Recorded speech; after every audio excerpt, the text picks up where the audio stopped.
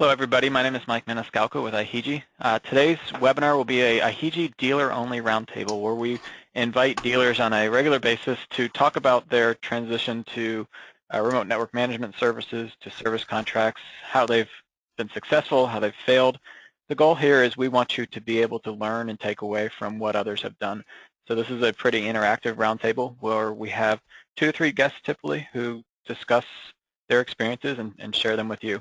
So as we go through this, if you have questions and you want to chat those to us, feel free to do that. We'll answer those as they come up, and we'll also answer some at the end of the webinar. So what I want to do to begin with is introduce our panelists. We have 2 panelists with us today. This was advertised as 3 panelists, but unfortunately one of them couldn't make it. But I do have Tom Linehan, who was an account manager who's working very closely with that company, who's going to help us fill in some of those gaps as well. So the 2 panelists we have are Caleb Fetter from RMS Residential Media Systems in Pennsylvania and David Miller from Perception Technologies in LA. And what I'm going to do now is I'm going to give each of them a chance to introduce themselves, tell us about their company, so you guys get a little background. So Caleb, why don't we start with you? Why don't you tell everybody a little bit about yourself?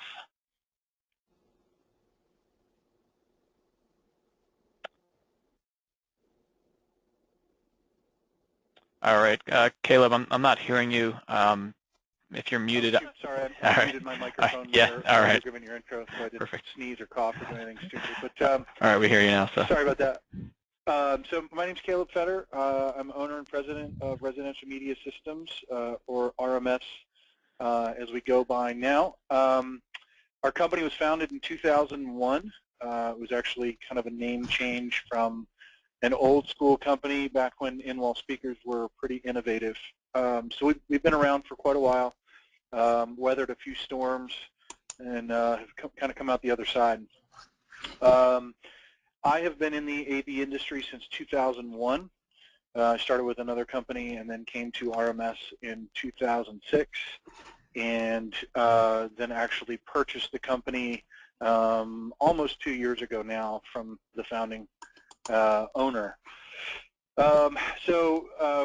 We used to only focus primarily on residential projects, hence the name, but in the last few years, small to medium scale commercial projects have been attainable, and so we're about a 50-50 split now of small to medium scale commercial, and I call that under 15,000 square foot commercial, and then obviously the residential side as well. We're a Crestron dealer with our own in-house programmer, which he's been a programmer for 10 years for Crestron, so he's pretty fantastic. And we're a Lutron dealer, and then a smattering of all the electronic boxes and speaker companies that everybody's kind of used to. We're a small team. We're seven members here, from infield tech to system design and D-tools kind of guy. Again, programming and our crew of installers as well. And so that's kind of our quick overview of who we are. I don't know how far you want me to go into it, Mike. I think that's perfect for now. We'll definitely explore plenty as we go through. All right. Well, sure. Okay. I appreciate it. David, do you want to kind of tell everybody about your company? Yeah, absolutely. I'm David Miller, and I'm the president and owner of Perception Technologies. We're a AV IT integration company out of Los Angeles. We kind of have three areas that we specialize in. My main background in the way we got started was through commercial movie theater work. We were part of the large digital transition that happened throughout the country a few years ago. And then we also, as kind of a secondary, work for most of the major studios in Los Angeles, building out post-production screening rooms and supporting their post-production pipeline. And then from that, we've also gotten a lot of referrals into the high-end homes for studio executives and celebrity clients and various other home build-outs here in Los Angeles, spec homes, and so that kind of is our 3 areas. And so we're probably kind of 60-40 commercial residential, and through that, you know, we've been pretty successful. We're kind of a small, lean and mean team. We have about 7 people, some support staff in the office, and then technicians that work out in the field. We also have a couple of in-house Crestron programmers, and then our dealers for various other projector manufacturers and audio companies throughout. Perfect, thanks. So I do want to remind everybody that a part of this webinar is to support the case studies we recently did. So we've got 6 case studies, and we did do another one of these webinars last month as well with 3 other dealers. And the third person that we had scheduled to join us today was from Spectrum Technologies in South Florida, who I'm going to have Tom speak to a little bit about. But to give you an idea, Spectrum Technologies is based out of the Palm Beach area. And they service generally higher-end systems, and Spectrum went through a transition of looking at ways of reducing their support costs, providing better service to their customers, and also bringing in a recurring revenue network. So they've been working with us for about a year and have had pretty good success with their client care plans. So Tom, is there anything on the high level that I missed there that you want to do as far as an intro, or should we just move on? No, that pretty much covers it. Just in terms of the size of the company, they've been around since 2001. They've got about 20 employees. They do about 70 installations a year, ranging from 30,000 to 400,000. So, okay. Spectrum. Great, thanks. So with that, I'm going to go ahead, and where I'm going to start is I want to do a little bit of a primer to kind of give you guys an idea of the trends in the industry that are really affecting the change in these businesses we're about to hear about. So bear with me for 5 minutes as I go through this, and then we're going to go back to the panelist-style conversation. So the first thing I want to talk about are some of the trends we've been experiencing, and really the key trends. These things have been happening for the last few years, so I don't think a lot of this is new, but I do want to kind of tee up the conversation. Number one, dealers are looking at ways to streamline their support operations. As systems get more complex, we put more and more parts in the field, you get more service calls. Rolling a truck for every single service call just isn't efficient. It requires a larger support staff, it costs a lot of money. Given the existing warranty structure and support structure, this just isn't working. So one of the trends is streamlining support. Another trend is that customers are getting more frustrated with their connected systems. I was on CEPro.com today, and I noticed an article from Julie Jacobson about a wife within an automated home, and it had a bunch of quotes about how when she stepped out of the shower, the lights all of a sudden went off because somebody was testing something, or the husband was trying to make a change to the scene. The point is there's a lot happening in the home, and every one of the outages, changes, has an impact on the consumer itself. And as we introduce more and more automation into their lives, the problems that they experience become real headaches for both you and the customer. And because we're putting more and more technology into their homes, these headaches become more common. And this is something we definitely need to address, and we want to address as the trusted technology partner for your clients. So how do we reduce the number of headaches and stay on top of things and do preventative maintenance? That's one of the big topics around client care plans. Another big trend is our margins. I don't have to point this out to most of you. Margins on products are generally decreasing.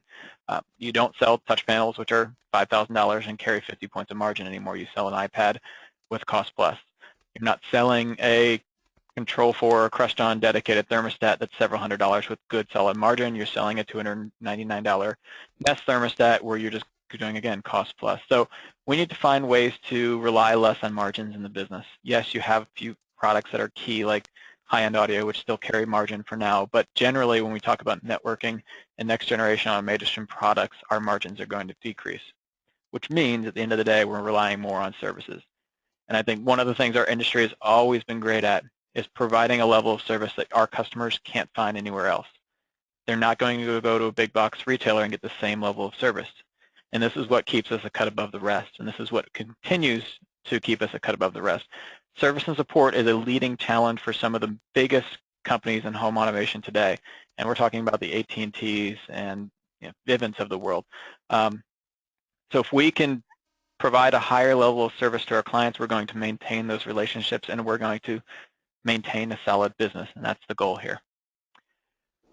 The other big goal, I think everybody agrees with is we want to provide happier customers. Happier customers lead to repeat sales and referrals. Our industry is largely driven by referrals. The number one source of new business for most of the integrators out there are referrals. So how do we make our customers happy? So they're talking to their neighbors, and their neighbors are calling us. And when they're going to build a new house, they're calling you back because they've been so happy with the support you've given them over the years that they want you to do their next system. And they're not calling your competitor. That's one of the big goals here, is providing a better customer experience.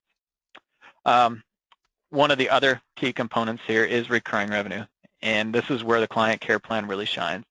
It gives you an opportunity to bill your customers on an annual or monthly basis and build recurring revenue. Recurring revenue compounds over time. It leads to better business valuation, a more stable business operation because of the cash flow. And I like to say with recurring revenue, speed is your friend and time is your enemy. The longer you wait to put a recurring revenue strategy in place for your business, the more you lose out on. So if you can get something out there today and take steps towards growing your business, you win. So there's a big question here. You're all IHG dealers, so I want to address this really quickly. How do you really make use of IHG Envision? I think there's two sides to the story, and a lot of times people within the company are playing tug of war on this. We want to bring efficiency and better customer service because that leads to more sales. But at the same time, the business owners and the sales guys are looking at it and saying, well, we see a huge opportunity for recurring revenue. So which one do you choose? And I think the answer, which you're going to learn here, which Caleb, I think you had some great quotes in your case study, is you can do both. You can, and it's a good approach to find both of these things and make everybody happy. So with that, before we start, I want to make sure that everybody on the webinar knows that the pricing was adjusted recently. This happened around the CD Expo timeframe. Mainly, I want you to pay attention to the annual tiers. We are two paid options, $100 a year and $250 a year. We've greatly reduced the price point on the upper end tiers to where you only have to pay $250. So 5 devices, $100 a year, greater than 5, $250 a year. This means you should be able to get on average $20 a month out of every one of your customers on a recurring revenue basis. So we really wanted to make this easier for you to sell. And one other reminder, we don't publish retail. So we have dealers who get 30 points of margin, and we have dealers who get hundreds of points of markup on this. It just really depends on your customers and your package and how you sell it and present it to the customers. There's no wrong way to do this. Again, you can start small and build on it later. All right, so the panel, I gave you quick introductions, but now I want to kind of give them the opportunity to talk about their companies. Let's kick it off. Let's kick it off with Caleb, because I think I just kind of teed this up. Is in your case study, you talk about how you have the opportunity to provide better service, you have the opportunity to be more proactive, which leads to new sales opportunities, but also this is giving your business the opportunity to earn recurring revenue. Can you tell us about that experience and the way you guys went about making that decision of, let's look at this from multiple angles? Sure. Yeah, I mean, it started for us out of necessity, I guess more than anything. For everybody obviously is aware of the 2008 crash and, the ramifications that we're kind of a first-to-go industry. But we were able to stay in business, but, all of the things that you just touched on, decreasing margins on products, kept leading to a smaller and smaller bottom line and, frankly, a smaller and smaller team. So, about 2010, before I owned the company, I was operations manager, so I had my fingers in everything. And the owner and I would talk at length about, how are we going to save the company, essentially. And, we always came back to, recurring revenue. Why do we not have a recurring revenue stream when every successful business model out there does? Verizon and AT&T and warranty companies and all those companies are trying to get recurring revenue, and there's obviously a significant reason for that. So we were made aware of what you guys were doing, and we had some different outlines put together based off of different industry service contracts that we kind of, totally ripped off, and we're trying to adapt, but we never could quite put the real value add into it, because I wasn't going to put our brand reputation and our company's reputation at stake by just trying to sell something that was bundled service hours, and there never was a component there that was kind of the aha component that was or a real differentiator and a real thing that we could offer for our customers and get them to give us money annually or monthly or quarterly or however we wanted to set it up. So we were exposed to what you guys were doing, and you know, to back up a little bit, as our industry changed from just audio video, you know, obviously networking became a significant key to everything we do. It really is kind of the keystone to everything that our industry is doing now, as we all know. And so it was again kind of an aha moment when, you know, your product, the monitoring appliance and that concept of what it does was available, but then also just the client care program model and how to build recurring revenue was presented, that we could finally, you know, realize that true thing, you know, that again, that value add of why this would be important for our customers. So we just, I'll say we kind of dove in. It was never, it'll never be perfect, but we knew we had to just get started on it. So again, I talk at length sometimes, so I'll stop short, and if you want me to keep going, I will. No, that was perfect, and I think you made a great point to end it, and this is such a recurring theme. And I don't know how many of you know our company's background, but in 2005, we actually started an integration company in South Florida, and it was a higher-end integration company where we sold service contracts. And one of the biggest surprises was that it was a lot easier than we thought to sell these. Customers would say yes, and if they did ask for a change, it would be minor. The biggest regret was not starting earlier. And I think one of the biggest themes when we do these panels is, I wish we had started earlier, because we started with something and it worked. Yes, we made changes and it was iterative. And I think Steve from Spectrum made a great point. Is like, over the year they sold about 20 and it was iterative. Those things continued to evolve. So Caleb, that's a great point, is that you just had to start somewhere. Right. So I do want to explore a little bit about how your packages are structured, but first I want to give David the opportunity to tell us about how they came to this decision and how they grew into it, because I think they have a unique background that, you know, from the case study, their commercial grade networking kind of lent itself to making this decision. So David, why don't you tell us a little bit about the decision process for your company? I think our decision process is really about supporting some of our high-end clients because of the, mostly on the post-production side of the business, and then also on the commercial movie side of the business. It's one of those things where downtime really isn't an option.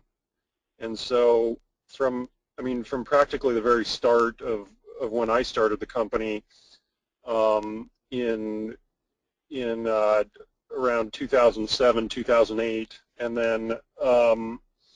then even before I started the company, when I was just out in the industry working, there was always some kind of support structure and always some kind of service contracts on software or on hardware that just made it so there was no downtime, because our clients are used to, like our high-end home clients, if they come from like the post-production side of things, they're used to having almost no downtime. And so we actually had another offering before we started offering HEGI, which was just a kind of a custom-built network router with VPN access into people's systems, so that we could go in and reboot stuff or press buttons for them when they were in a screening room and needed to get a movie up and running, or just whatever, so that we could support our clientele. So then when we started looking at the HEGI product, it was a no-brainer for us to bring that on board and start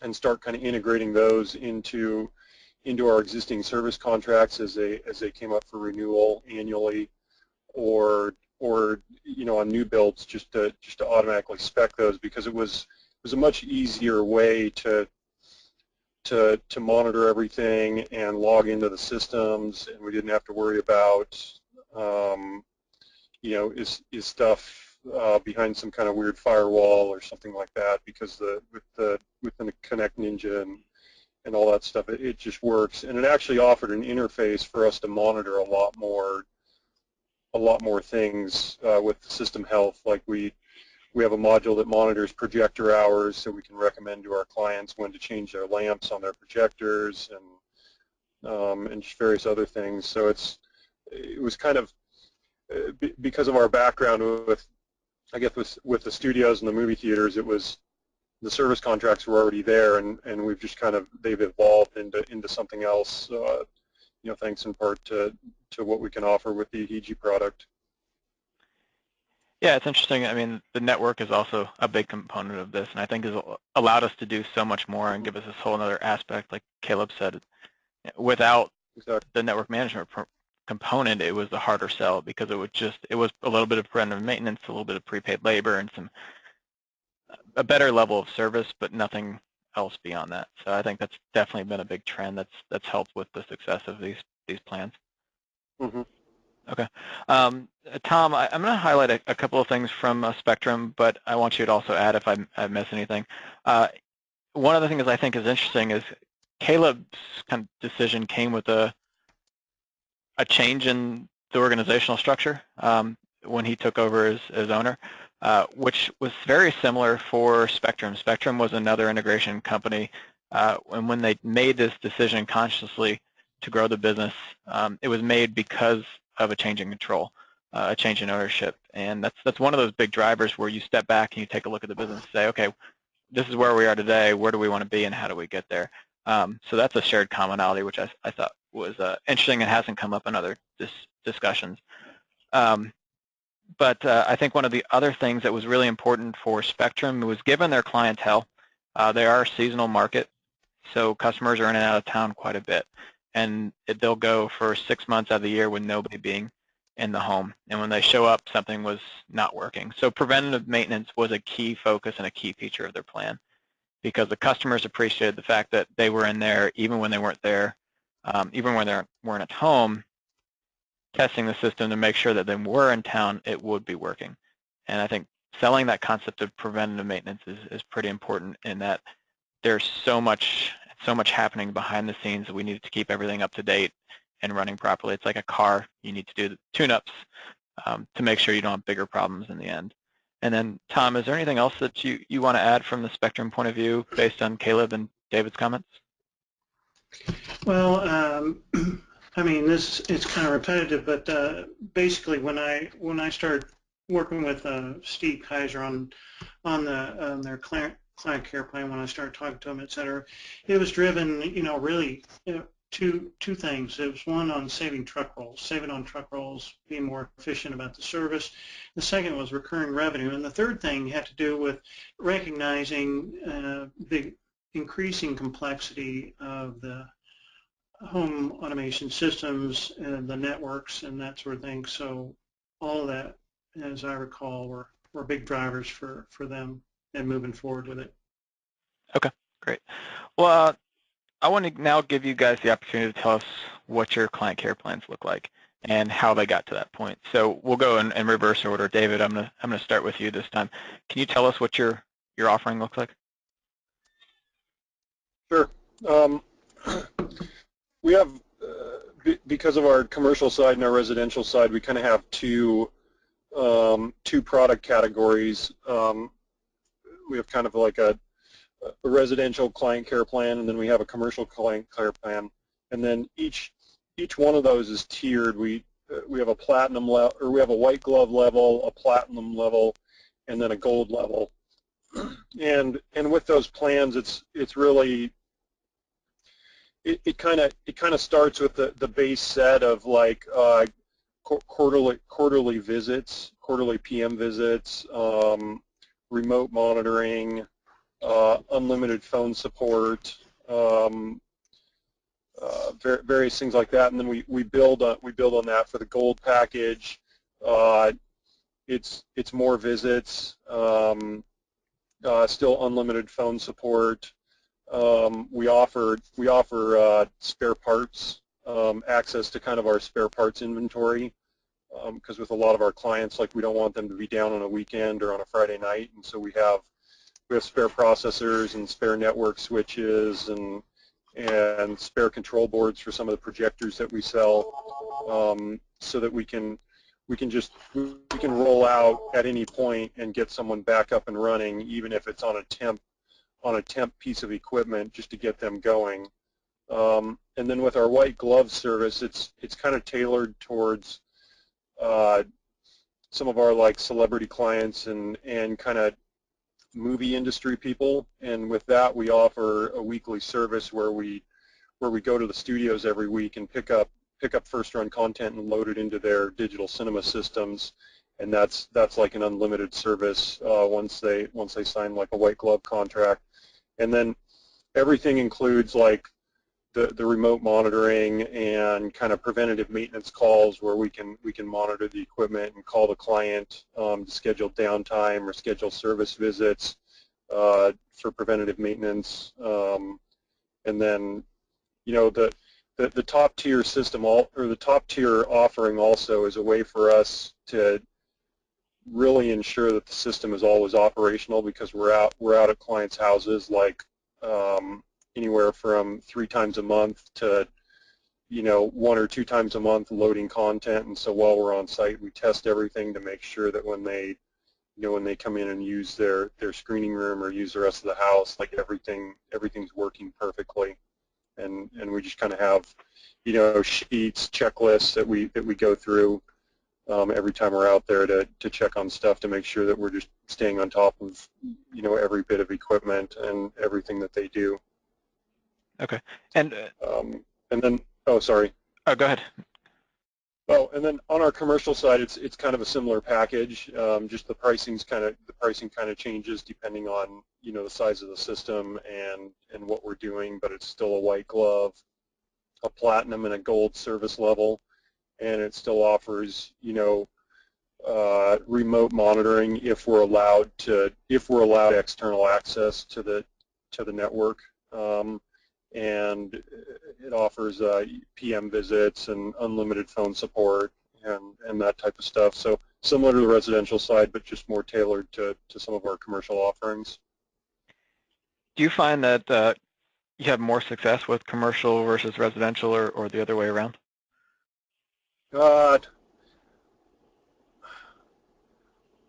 I think we have more success with commercial in the sense that it's much more black and white. Like commercial, they just want a system that works and does specific things. We're on the residential side, when you're dealing with homeowners, things are a lot more subjective. So there's a lot more like, well, I like it this way because, and that kind of thing. Whereas on commercial, we can go in and do a job and get it done, and there's the expectations are kind of a known quantity. But I think on the service offerings, I think it's 50-50. We have success with both because people don't like downtime, and I think when we explain the type of equipment they have, and the fact that it needs regular maintenance, it's something that most people just do. It's like calling the pool guy out every month or every week.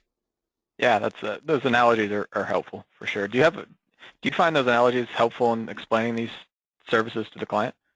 Yes, I have one client in particular that early on he didn't understand why there was always something to take care of with kind of his high-end screening room, and I just explained to him that the way this is set up is that it's like a high-performance car. Like you didn't just go down to Fry's Electronics or Best Buy and buy a bunch of off-the-shelf stuff and plug it in. This is a high-performance system that requires you to take it in and do regular maintenance on it to make sure that it's always running at an optimal level. And it's one of those things where you can either do preventative maintenance every once in a while, or you can let it go, and then you're going to be paying a lot of money to fix something. Yeah, and it is that, especially on the high end, having dealt with customers on the high end market, the Ferrari there's a lot of maintenance that goes along with it, and every time you're at the house, the house manager, the homeowner is complaining because the Bentley's back in the shop. You know, when you make that kind of investment in a performance piece of equipment, no matter whether it's audio, video, or an automobile, it requires proper maintenance. And exactly. You can let it go, but it's going to be a bigger problem later down the line. Yep. And David, exactly. One other question for you. Generally, what kind of price points are you talking? If you were to, you can get as granular as you want, but can you give us a general range of where your service plans fall? Yeah, our service plans range anywhere from like three grand a year to 50 grand a year. Okay, and just to give the audience an idea, generally when we're talking integrators, we see plans as low as $300 to $400 a year, and we see the $25,000 to $40,000 a year, depending on the markets. And LA just happens to be one of those markets. We've seen a lot more of those $25,000 to $50,000 service plans, but they are pretty all-inclusive white glove services at that point. You're spending a lot of time and effort with that person. Yeah, yeah. Like, I mean, we have one client that's kind of on a white glove service package, and I would say we're out at their house 3 to 5 times a month doing stuff for them. But they love it. Like we send them an invoice once a year, and like it's paid within 5 days, and they love the fact that they can email us or call us like anytime, and we're out there within a couple hours to load content, take care of a problem, interface with the house manager on various things, like whatever. Like it's one of those things where it's peace of mind that they can pick up the phone and they know it's handled. Sure. And then I want to ask you one more question before I go to Caleb, and this is from the audience. How do you go about pricing? Is this a percentage based on the existing contract? You're calculating it based on expected hours? How do you guys go about that?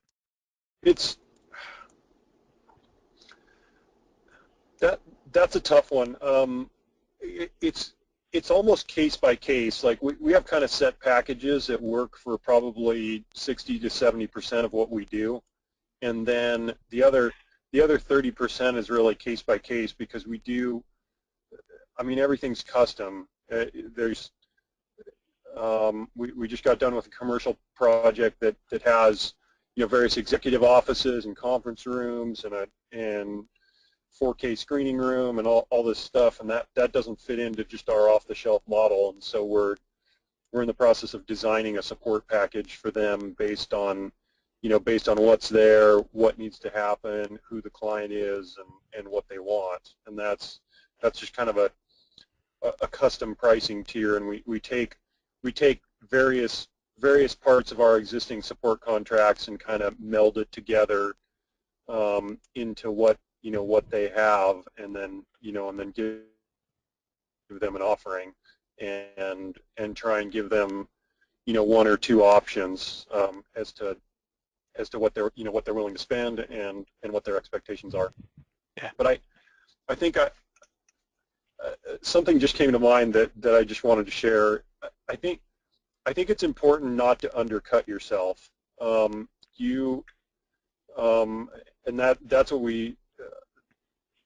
that's what we did for a while, and I just kind of came to the realization as a business owner that we have a bunch of top tier talent working for our company, and we're sought after, so we don't have to give it away, and our clients have certain expectations and certain levels of expectations, and you should just price yourselves accordingly and price your services accordingly, so you're not giving it away, because we're at a point in our business where we don't have to do that. We get phone calls, we get referrals from high-end people, and we're not trying to prove ourselves anymore. Yeah, that's a great point. Early on, when we started this whole exploration of service contracts, one of the things I found was that, especially on the high-end pricing, it comes down to what does your client expect as far as service? What are their expectations? Do they expect you to be there yesterday to have things fixed? And are they willing to pay a premium for that service? And then it comes down to what price would the client tolerate, and what's a reasonable, fair price for that service? And on the high end, it seems like you can price it a lot easier and get better margins so that you can be a little more subjective with your pricing, and you don't have to be so calculated. On the lower end, and again, there's a huge opportunity in the mid to even the low-end market for this type of thing, but I think the two panelists today service more on the high end. And I would encourage you to watch the recording of the first one because I think that was more mid-market focused. But on the mid-market, we do see more of a calculated price based on like the size of the job or how many hours they're going to spend out there. So it really depends on the business and your customers. All right, so Caleb, I kind of want to give you the opportunity next to tell us a bit about your tiers and how you got to that point. Sure. So we are in Lancaster, Pennsylvania, which is very much not LA. You know, we pretty much, you know, directly copied over your basic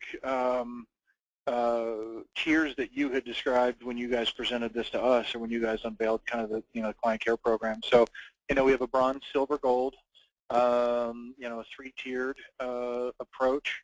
We don't separate residential from commercial, although David, you know, I may be reaching out to you independently to just kind of talk to you about how that division is made, because that's an interesting concept that I had never thought of until now. But you know, our packages range, you know, from that $400 annually on up into about $3,500 annually. You know, and our systems are much more mid-range to high-end. You know, I'd love to say we do million-dollar systems all the time, but frankly, that, you know, again, in Lancaster, Pennsylvania, that doesn't come around quite as often as maybe LA does. So, you know, we'll have systems that are $15,000. $20,000, just a real simple whole house music system and a Wi-Fi network and maybe a TV, and IHEG's part of it. And we kind of drew a line in the sand and said we won't do any sort of network involves technology without letting us do the network, and we won't do a network without client care program and monitoring and IHEG. So, you know, our basic bronze is you know, device monitoring and one off-site preventative maintenance of, I'll call it visit, but login per year, updating firmware and things like that. Silver jumps up and gets into the same thing as bronze, a little bit of a reduction in labor, some bundled service hours, and then an off-site and an on-site preventative maintenance visit per year. And then gold is all of that stuff with an off-hours phone support line. So we have a dedicated voice number that's unpublished that we give out only to our gold client care members for off-hours phone-in support, and more of the bundled hours and a greater reduction and so forth. So it's really pretty basic. You know, we knew making it too complex and you know, was only going to hinder our ability to, or hinder our desire to deploy it and sell it. You know, it's one of those things, if it's just too hard to manage, you're not going to do it, much like the stuff we sell to our customers. So that was really it. I mean, again, we kind of, you know, took what you guys had given out and copied it directly over and applied it to our customer base. Pricing is typically determined by devices and just overall complexity of the system. We don't have a formula for it, but some devices are a little more maintenance heavy, or, you know, some devices require a little more monitoring and input. So, you know, some devices may have more value than others and kind of drive the price up, as opposed to just a, you know, well, this is a 20 device system, so it's X amount of dollars. So again, much like David had described, it's really kind of a case by case, but, you know, most of the time they fall within a pretty specific range depending on the scale of the project. Okay, so generally, I mean, looking at the case study, your entry level is about $450 a year. Your top end is $3,200 a year with a few breakpoints in between. Is that pretty accurate? Yeah, pretty much. Yeah, I mean, if I had to throw a real, you know, single number, it'd be, you know, $400 to $450, you know, $1,100, $1,200 for the silver, and I'd call it $3,000 for the gold. And then, of course, you know, we have exceptions to every rule, but that holds pretty true. Okay, great. And have those changed at all over the years? Sure. Yeah, absolutely. I mean, they kind of they've as we tiptoed into the water, you know, we didn't present this to our best customers. You know, we want to make sure it does what it does. You know, we want to make sure the plan, not the IHEG device, but this whole thing was going to work. So we kind of hesitated rolling it out to some of our biggest and best customers because we wanted to refine it and make sure our customers are happy with it and they're renewing it and so forth. So yeah, I mean, prices have kind of fluctuated up and down depending on what we're seeing feedback, from customers. If some people are balking at it or asking for lower tiers, we've had customers asking for higher tiers. So it's an always evolving, always refining it thing. But we've hovered around those price points. I think we've settled into something that we're making money on. The customer gets a good value. They're being taken care of, and it's accepting at that level. So I think we're honed in pretty close to where we want to be. All right, great. Tom, I think that Spectrum is a nice fit here because I think they play almost right in the middle of between where Caleb is in his service contracts and David is on his. Can you tell us a little bit about the tiers that they put in place and what price points they're at? Yeah, basically what they do is they offer two tiers, a standard and a preferred, and they both include basically the same services. The preferred, of course, would be more hours, maybe a bigger discount, et cetera. But basically, each of them includes a remote network monitoring / management package, service calls, up to 12 service calls, labor and equipment discounts, maintenance hours, so many maintenance hours, prepaid service hours, AV calibration, firmware updates, and then they offer a priority service. And they do something that I haven't heard anyone else doing, which is a 90-day prorated refund. So when they make the sale, they'll provide that. You have the opportunity to change your mind within 90 days on the package. And to my knowledge, I don't think anyone's done that when I last talked to Steve before he left. Yeah, that's a great tip, and that's another really good point. Is even in the same market, these service plans between multiple companies look very different. You really should take the time to tailor it to your business and to your customers, and think about who do you want as your customers and who do you want to be servicing for the long term, and make your service contract packages line up to your customer and your desires as a business. I think that's a great opportunity to use it as a filter. And then in terms of pricing, I don't remember how he's got it priced between the standard and preferred packages. I will say it's more along the lines of Caleb's pricing. Okay. And then do you recall in working with Steve, I mean, they have two tiers now, but he did mention that they went through a number of iterations. Do you know if they started with a certain number and kind of how they got to the point of two? Or is that going back a little too far in your head?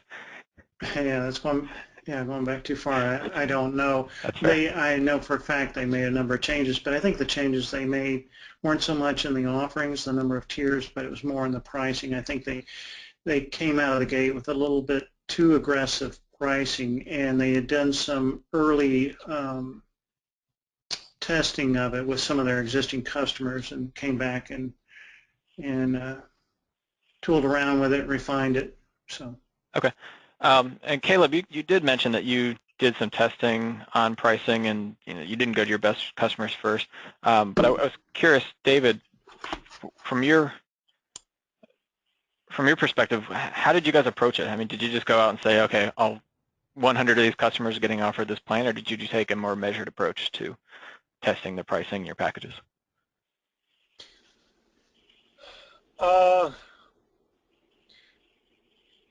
It's kind of out of necessity. We just we were kind of offering like remote service, remote login, just because some of our high-end clients were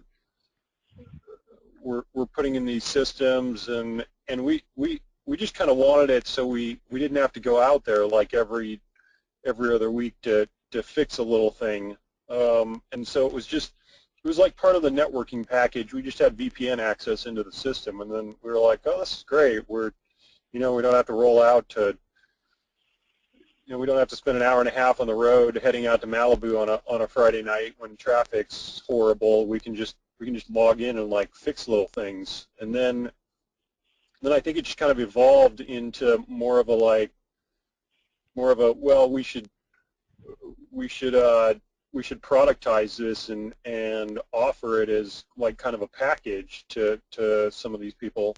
And so I think it just kind of evolved from kind of like a convenience thing because we're kind of ambitiously lazy. We'll do what we need to do to get everything taken care of, but we don't want to sit on the road for an hour and a half if we can just log in remotely and fix something. Sure.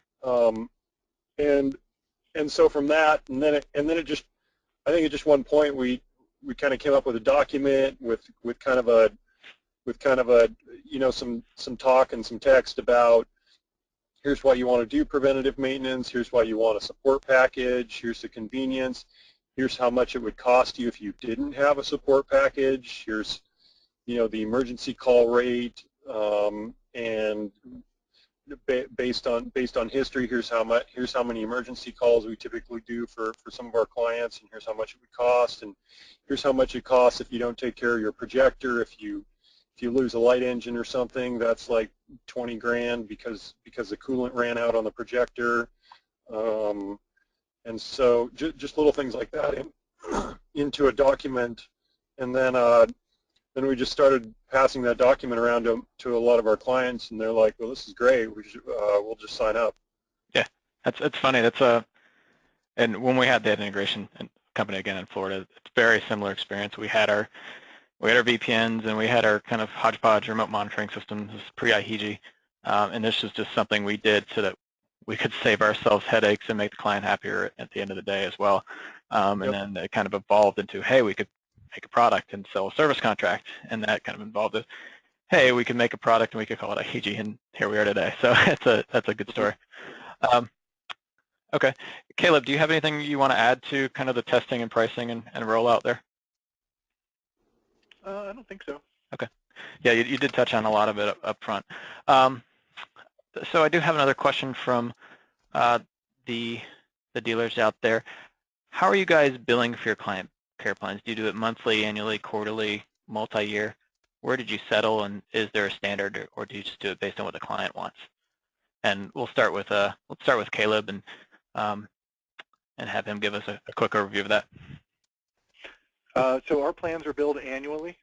So we have yet to not package the client care program with some sort of an actual equipment upgrade.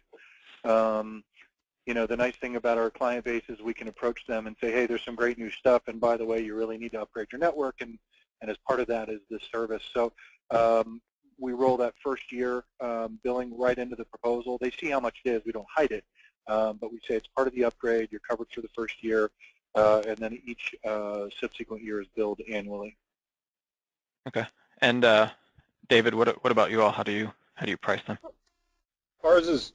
Ours is typically billed annually unless there's some request from the client and a specific reason, but just because it cuts down on paperwork and cuts down on how many invoices we have to send them, it's just an annual billing.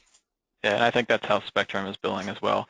And the majority of integrators do it that way. I think the reason is the administration side of things. Keeping up with a monthly billing is tough for a lot of integrators that don't have recurring revenue billing already in place from something like security. So that seems to be pretty typical. Yep. And then one other question, kind of building on that. Do you guys do anything special as far as tracking hours used, renewals, things like that? Are you just doing something basic like a spreadsheet or even a notepad, or do you have something more sophisticated through a CRM? David, we'll start with you.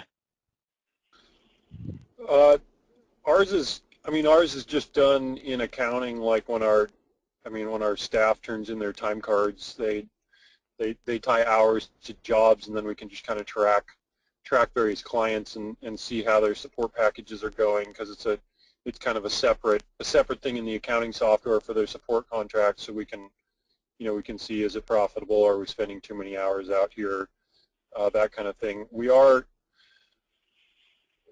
just starting to implement some more tracking with CRM through our help desk ticketing system and kind of our sales lifecycle stuff. It's all one piece of software, and there's a dashboard widget that allows us to see the HEG stuff right within our CRM software, and so we're starting to track that a little bit more closely, but historically it's just been job tracking in the accounting software. Okay. And then as far as CRM, I think there's a lot of interest amongst dealers of picking the right CRM. Is there one that you found that you really like, or are you still trying to make that decision? Is that something you'd be interested in sharing? No, yeah. We've implemented the free version of Sugar CRM, and our in-house guys have heavily modified it to kind of tailor it to what we're doing. Sure. On the help desk side and on the project tracking side, and we're now in talks with to upgrade to Sugar Pro because of some of the additional features that it offers, the DocuSign implementation, Google Apps implementation. We're also working with a third-party company that supports Sugar that will do integration with QuickBooks and DTools, so that those three software packages kind of talk to each other and pull data into various places. Because we just realized that for us, because we're running so many different directions and doing so many different things, that a central place where information on everybody is available is key to what we do. Like, people can log in and look at client history and look at help desk ticket history, and it doesn't require, it no longer requires everybody to come see me because all that information's in my head, which has historically been a problem. So now a lot of that data is in the CRM software, and everybody has access to it. Yeah, and it becomes a bigger challenge as you bring on more and more clients, and there's more and more systems to support. But yeah, Sugar is exactly. Sugar is pretty common for our industry. Zoho, just for those of you out there who are curious, Zoho is another kind of on the smaller business side of things. Salesforce is like the dominant player. Tiger Paw does play in our industry. You'll probably see them out there. So those are some CRM systems that we see dealers using. And then Caleb, how do you guys track this type of thing currently? Are you using anything like ticketing systems or CRMs? Yeah, I mean, much similar story to what David just told. We're working through some things. We use a product called Podio. It's a cloud-based management piece of software with apps and such, and we recently upgraded to a low-grade pay. And again, much like David described, we've heavily modified it to work within our business model and the way we're set up. We also use DTools. We build through QuickBooks. We looked at Autotask, as a CRM provider, and kind of looked around, and we just haven't taken that plunge. But it's definitely, once you get your templates and things set up, it's not too bad. And the guys just log into it from their phone or the van iPad, and okay, I'm here, and log into the. So we have work orders in one area, and then we actually have a subsection within our CRM software for client care program. So we have each client in there that's part of our client care program, and it shows what tier they're on. We preload it when they renew with the available hours. It has all the basic information in that little area for each client, like their ISP contact phone number, their account number, because we do offer as part of the silver and gold that will call their ISP on their behalf, and it's amazing how many people would pay for it strictly for that. I had a customer that signed up for the client care program, and I think $1,200 annually, and he said it was worth $100 a month if I called Comcast for him. So, it's a big thing, and frankly, we don't have to do it that often. But so we use again that, and so we have a little subsection. So anytime we do any specifics, client care program related tasks, the guys log into that little subsection and deduct hours and make notes and check off boxes when on-site and off-site maintenance visits have occurred. Okay. All right. Well, the good news is I think we got some really good information out of the conversations today. and I think we could continue this conversation for hours. The bad news is I want to be respectful of everybody's time. We're coming up on the hour. But I do want to give you both an opportunity to kind of wrap up. David, can you start? Just any final words of wisdom that you want to leave behind, or anything else you'd like to add for dealers considering putting something like this in place? I mean, I think I think for everybody, it's just a matter of, like you said, and like I said earlier, look at your business, look at your client base, and decide what works for you and your clients, because there are a bunch of through a HEGE, a bunch of packages that you can kind of bring in and copy and use, but I think ultimately you want to tailor it to your business and your client base, because everybody's different, everybody operates their business in different ways.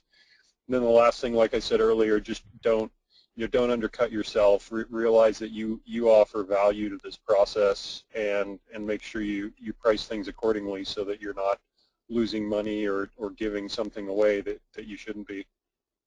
Sure, great points, thanks. Okay, and then Caleb, anything you want to add as far as final words of wisdom? Sure. Or anything you feel like you missed? Wisdom might be a bit much, but I guess one thing is it's not as hard as we thought it would be. You always have to take one little step at a time and grow it and mature it and make it better. But when you look at it, as a whole, it's a pretty daunting task. And again, just to say it again, it's not as hard as you might think. Just taking that leap of faith and offering it and using it as a differentiator from all of the other integrators in your area, and getting away from just maybe what I'll call kind of a hang and bang, plasma TV installation company. Which, now that the markets are coming back, we're starting to see more and more of those Trump Slammer style hang and bang companies come back. You can offer a real service to your customers and be a real differentiator during the sales process, and grow a profit center in your business that probably doesn't exist. And I don't know if we're going to close, but I will offer, as long as no dealers are within our area, more than willing, if anybody who's listening wants to contact me directly, you can get my information through the folks at IHEG, an email or a phone number. I'm more than happy to offer one-on-one discussions if there's some things we didn't touch on, or you're looking for more elaboration, because I know we're coming up on an hour. But offer that to anybody in here that is listening to this, that I'm available if they would like advice or help. Awesome. Well, I'm sure somebody will take you up on that, and I appreciate that. Okay, well, I don't want to, I think we would recap for Steve, but I think we would just be reading a quote out of his case study page. So what I would encourage you to do is everybody's going to get an email with the case studies, including the three that we reviewed today. So if you take a look at his, it's a front and back page. It's a really quick and easy read. I think you'll find some good key bits of information that we generally covered throughout this discussion today. So with that, I will say thank you to Caleb and David and Tom as well for kind of filling in today. Thank you all for your time, for joining us. This will be recorded for those of you who want to watch it later, share it within your companies. I will stick around for a few minutes for questions, but thanks again. I think I have my contact information, but you should get an email from us as far as follow-up. I will do a quick plug as well. GetRMR.com. If you haven't been there, we're trying to build this resource community around recurring revenue, so check that out, something we launched in November. And there's my contact information for anybody who's got questions. We do have a drive to 5, so one of the other things we've noticed is as you deploy a HEGE units, if you've got 2 or 3, it takes a lot longer to see the benefits. If you can get to 5 or more units, that's where you usually start to see payoffs as far as what's going on with my networks, because it's just a matter of scale. Because a network has 2 or 3 problems a year. If you've got 2 or 3 systems out there, yeah, you see a problem here, you see a problem there, but it's not regular. If you've got 5 to 10 out there, you see your problems and you fix them on a daily basis. That's much more helpful for your business. So we have a Drive to 5 package. I'd encourage you to talk to your account manager about that promo today. So give us a call, contact me directly if you have any further questions on this. We love talking to dealers and learning more. If you got any new thoughts, I'd love to hear that as well. So thanks again to everybody. Have a great day, and I'm going to go ahead and wrap up with a few of the outstanding questions. Let's see. So as far as Caleb and David, whoever wants to jump on this quickly, is there any remote power controllers that you guys prefer? That was a specific question from the audience. We use. Oh, I'm sorry, David. Go ahead.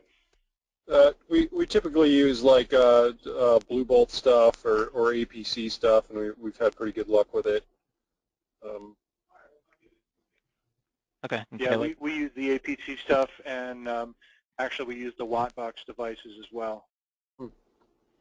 Yeah, and as you guys probably all know, here at AHG, we support them all, so we try not to have a bias. I think you should pick the product that fits your customer's budget, that fits your business model, that company that gives you the right level of support, and that's what's most important. Because as far as we're concerned, almost all of them integrate with us. And then there was another pretty broad question about what about your typical home basic network, maybe a control system, maybe a few IP devices. And I think Caleb's $450 pricing model really does fit that. If you're installing a managed network with the Sonos system and an IP power product, there's an opportunity right there for recurring revenue. It may be $30 to $40 a month. If I can chime in, we've just built our showroom about a year and a half ago, and we're a Sonos and an Autonomics dealer. You know, I hate to use the word pitch because it sounds used car salesman-y, but you know what we found is using these streaming services that people want as the leader to drive a reliable network that has monitoring as part of it. You know, so as you tell the story, you know, of course you're going to want Sonos. It's fantastic. Look how great it is. But you need a good network so that the Sonos works right. And you can't have a good network without us keeping a finger on the pulse of it and, you know, monitoring it. And it's pretty remarkable how well that sales process works. We have a showroom. We have a couple of vignettes. One is a Sonos display that shows how we deploy Sonos throughout a house.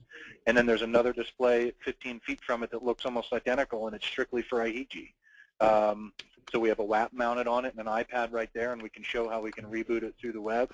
And then we basically explain to the customer that these two work in tandem with each other, and we don't offer either of them with, well, we'll offer the network without Sonos, but we won't offer Sonos without the network. And same could be said for Apple TVs and Rokus and anything we're going to be streaming from, which obviously is in the near future is just going to be the norm. Yeah, I mean, that's great. Anything streaming, it really just supports that discussion because you need to know where the breakdowns are when that happens, whether it's with the device, the network, the ISP. Having that quick visibility is key. Sure. Which brings me to another thing I think is important. We are working on, in the next probably 30 days or so, having a managed services contract around the network that doesn't touch so much on audio, video, or preventative maintenance trips or guaranteed hours. It just really is a recurring revenue plan to go along with each one of your network sales, so that any network you sell, as long as it's a commercial grade network, can have a managed service contract attached to it, because we think it's critical for those types of networks. Having the right tools in place to manage it's important. So, okay, well, looks like I tried to answer a lot of the questions as we went through this, so I think we nailed everything. So again, I'll say thanks to everybody. If you have any follow-up questions, let me know. But I'll go ahead and wrap up. And thanks again, Caleb and David. Have a great day, and hopefully we'll talk soon. Thanks, you too.